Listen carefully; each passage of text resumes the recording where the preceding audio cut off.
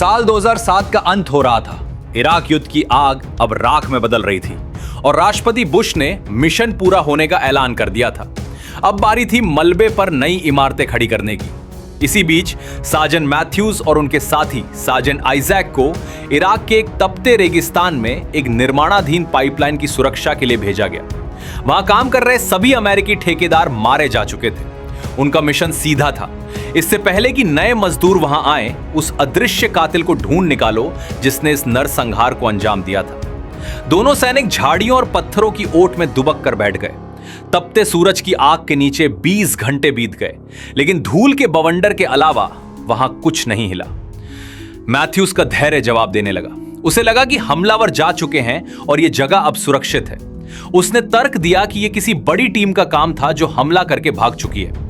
लेकिन आइजैक, जो एक माहिर स्नाइपर था, की राय अलग थी। उसने गौर किया कि वहां किसी बड़ी टीम के पैरों के निशान नहीं थे। सबसे चौंकाने वाली बात यह थी कि हर लाश के सिर में एक सटीक गोली लगी थी। यह काम किसी साधारण दस्ते का नहीं, बल्कि इराक के उस कुख्यात और रहस्यमयी स्नाइपर का था जिसे दुनिया जुबा के नाम से जानती थी। मैथ्यूज ने इस बात को मजाक में उड़ा दिया। उसका मानना था कि 30 सेकंड के भीतर इतने लोगों को सटीक हेडशॉट मारना नामुमकिन है। आखिरकार मैथ्यूज अपनी जिद पर अड़ गया और जांच के लिए नीचे जाने का फैसला किया। उसने आइजैक को कवर देने के लिए कहा। आइजैक ने शिकायत की कि उसके स्कोप का लेंस धुंधला हो रहा है, जिस पर मैथ्यूज ने उसका मजाक उड़ाया। लेकिन आइजैक के लिए वो स्कोप सिर्फ एक हथियार नहीं, बल्कि उसके एक शहीद साथी की आखिरी निशानी थी। जैसे ही मैथ्यूज लाशों के पास पहुंचा, उसे एहसास हुआ कि आइजैक की थ्योरी सही थी। हर मौत एक पेशेवर का हस्ताक्षर थी। वो अभी गोलियों की दिशा समझने की कोशिश ही कर रहा था कि अचानक एक गूंज सुनाई दी। मैथ्यूज के पेट में एक गोली लगी और वो तड़पता हुआ रेत पर गिर पड़ा।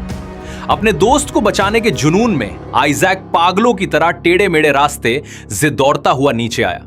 लेकिन जैसे ही वो मैथ्यूज के करीब पहुंचा, एक गोली उसकी टांग में लगी।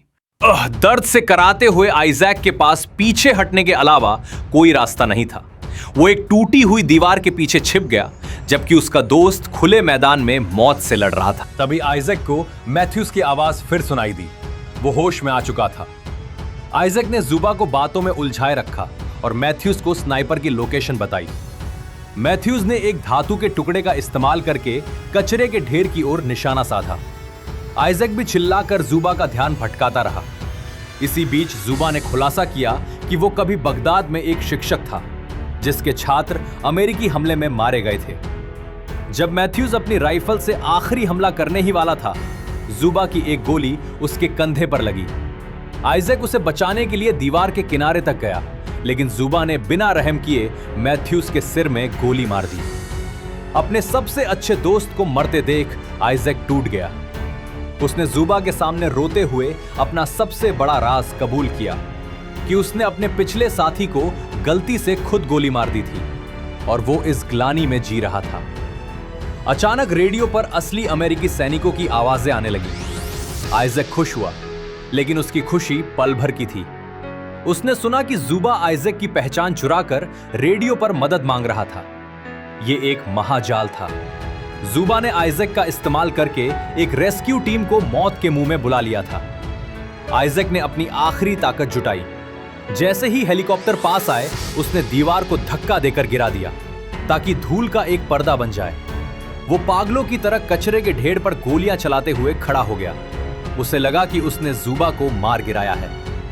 रेस्क्यू टीम ने आइजैक को स्ट्रेचर पर लादा, लेकिन जैसे ही हेलीकॉप्टर ने उड़ान भरी, धूल छटी और कचरे के ढेर से एक और चमक उठी। जुबा जिंदा था। उसने एक एक करके हेलीकॉप्टर के पायलट और मेडिकल टीम को हवा में ही मार गिराया। हेलीकॉप्टर धू धू करता हुआ जमीन पर आ गिरा। आइजैक की मौत हो गई, बिना जुबा की गोली खाए, ठीक वैसे ही जैसे जुबा ने वादा किया था। कहानी का अंत तब होता है जब जुबा एक बार फिर रेडियो उठाता है और ठंडे दिमाग से अगले अमेरिकी दस्ते को मौत के इस खेल में आमंत्रित करता है।